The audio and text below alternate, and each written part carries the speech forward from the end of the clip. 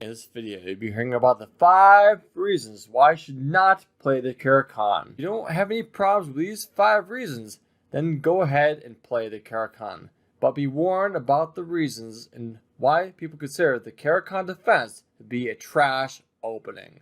So the first one is about basically lack of development. The speed development is slow, especially against the fantasy variation of the Caro-Kann with this F3 move.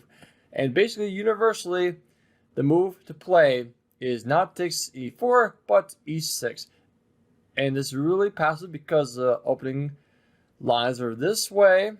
Now e7, who does that? This is 97, who does that?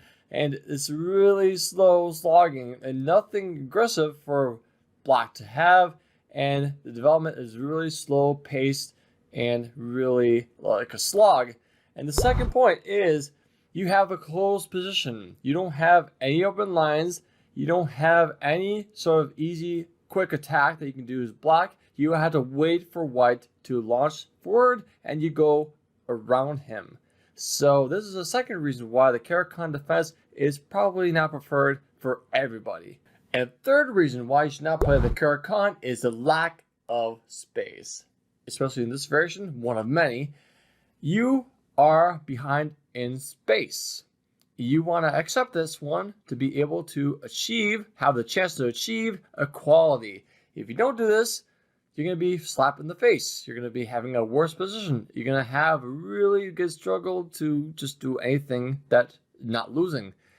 But in this case, we have a good position as black, but you're really lacking space, especially if the game goes on. This one castles h4. You know white is going to have a lot more space, but black is fine. But you just had to believe the process that you had to play strategic chess and just go around the space that is lacking to be able to play the game in a way to balance basically the game for the equality that we're striving for. The fourth reason why you should not play the Caro-Kann is passive play. You see this bishop on c8?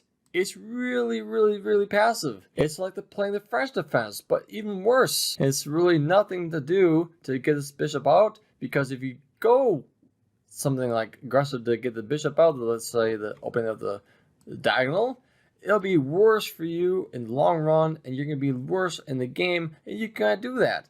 And you ought to accept that you're going to be passive for a little bit in order to later down the road able to have this equality that the Caro-Kann promises you. If you don't like it, too bad. That's the Caro-Kann. The fifth and final reason why the Caro-Kann is probably a bad opening for you is the pawn structure. The pawn structure is not flexible at all. It changes depending on what white does. White tells you what the pawn structure is. You want to recognize every single permutation of the opening that black has to resort to different structures depending on white wants. Not what black wants, but white wants.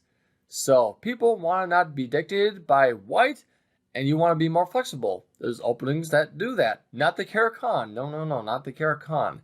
So a lot of times people play the Caro-Kann and have a sense that they have to play the same way, the pawns every time, but they end up with a bad position. In truth, the Caro-Kann is not flexible like that. It's always structurally different depending on what white does with the pieces and the pawns. So we want to make sure that if you're black, if you just dare to play the Caro-Kann, to be able to answer everything in the pawns in the right way. If you don't, you're going to be losing. You're going to be really sad. So this is the 5 reasons why you should not play the Caro-Kann. Maybe it's not right for you, and maybe it's bad for you. Hey, check this video out to make sure that you get more important information to bring your chess to the next level.